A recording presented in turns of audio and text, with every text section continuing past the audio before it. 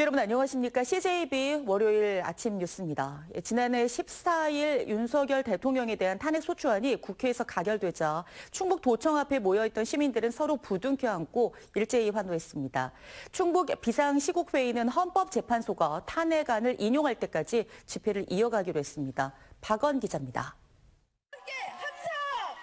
윤석열 대통령 탄핵 소추안 국회 표결을 앞두고 도청 앞 도로는 가결을 촉구하는 시민들로 붐볐습니다. 주최 측 추산 만여 명의 인파가 몰리면서 5개 차선이 모두 통제됐습니다. 국민의힘이 탄핵안 부결 당론을 유지한 채 표결에는 참여하기로 한 상황. 집회 참석자들은 탄핵안을 가결하라고 목소리를 높였습니다. 우리 국민을 위해서 이건 일어난 겁니다. 우리 국민을 무시하면 안 됩니다. 우리는 민주국가입니다. 대한민국. 곧이어 탄핵 소추안 가결 소식이 앞에 세워진 스크린을 통해 알려지자 거리는 환호성으로 가득 찼습니다. 서로를 부둥켜 안고 기쁨을 함께하며 민주주의가 승리했다, 국민이 해냈다는 말이 곳곳에서 터져나왔습니다. 국민 모두가 바라는 탄핵이 가결돼서 너무 좋습니다. 대한민국 화이팅! 연말 어수선한 전국 상황이 하루빨리 안정화되기를 기원했습니다. 앞으로 헌법재판소에서 바라던 탄핵이 꼭 이뤄졌으면 좋겠고 저희가 바라는 결과를 꼭 성취해냈으면 좋겠습니다. 계엄 발표 이후 자치단체장 중 가장 먼저 계엄 해제를 촉구했던 송기섭 진천군수도 집회에 참석해 국정운영 정상화를 외쳤습니다. 위대한 국민이 승리를 했습니다. 앞으로 국정의 안정과 민생 안정 대책을 해서 저는 진천군으로서 최선을 다하겠습니다. 집회에는 응원봉을 들고 탄핵을 바라는 1020 세대들이 유독 많았습니다. K-팝 음악도 울려 퍼지는 등 집회 문화가 달라진 것도 눈에 띄었습니다. 충북 비상시국회의는 헌법재판소의 탄핵안 인용 결정이 이뤄질 때까지 앞으로 매주 토요일 오후 4시 도청 서문 앞에서 집회를 이어가기로 했습니다. CJB 박원입니다. 윤석열 대통령 탄핵 소추안 국회 통과와 관련해 충북 지역 야당 의원들도 일제히 환영의 뜻을 나타내면서도 이제부터 시작이라고 밝혔습니다. 반면 여당 의원들은 탄핵에 대찬성했느냐 반대했느냐는 밝히지 않은 채 무겁게 받아들인다는 입장을 내놓았습니다. 이태현 기자입니다. 대통령 윤석열 탄핵 소추안은 가결되었음을 선포합니다. 충북 지역 야당 의원들은 이번 탄핵을 국민의 승리로 규정하며 환영의 메시지를 내놨습니다.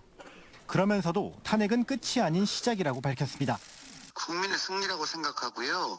탄핵은 되었지만 내란에 대해서 본인이 인정을 하지 않고 국민과 저항하고 있는 국면이기 때문에 이제부터가 새로운 시작이라고 생각을 하고 헌법재판소에서 현명한 판단이 시급히 있어야 된다고 생각합니다.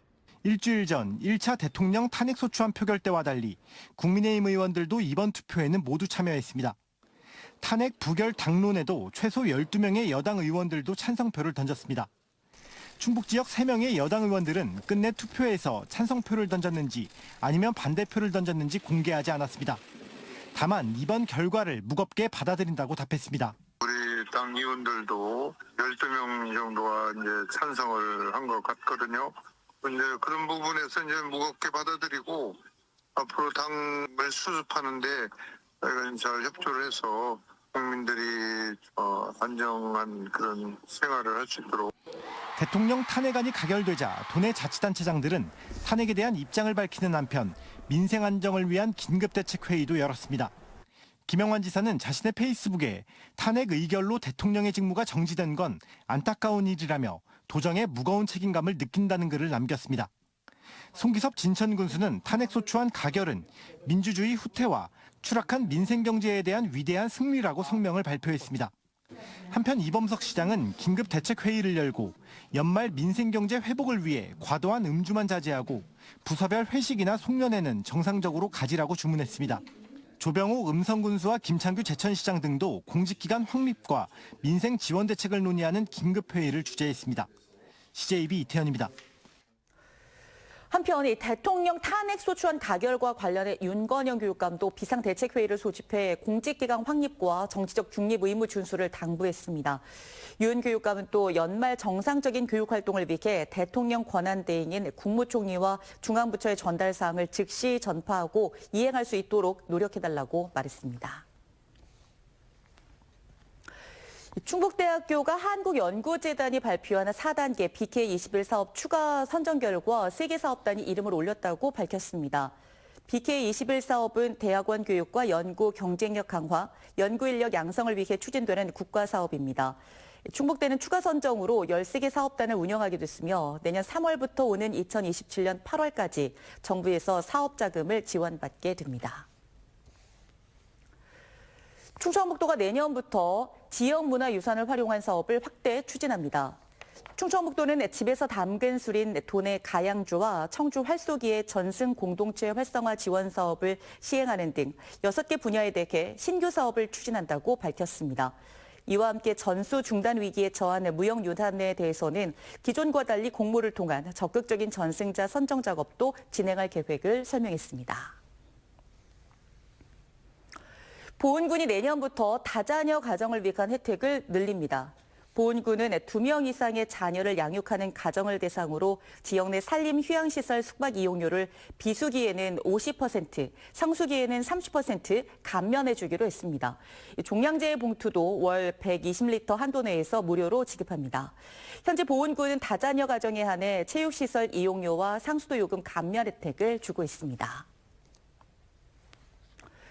청주지방법원은 조상의 한을 풀기 위해선 제물로 바칠 현금이 필요하다는 등의 이유로 손님들에게 큰 돈을 빌린 뒤 갚지 않은 무속인 45살 여성 A씨에게 징역 1년 6개월을 선고했습니다.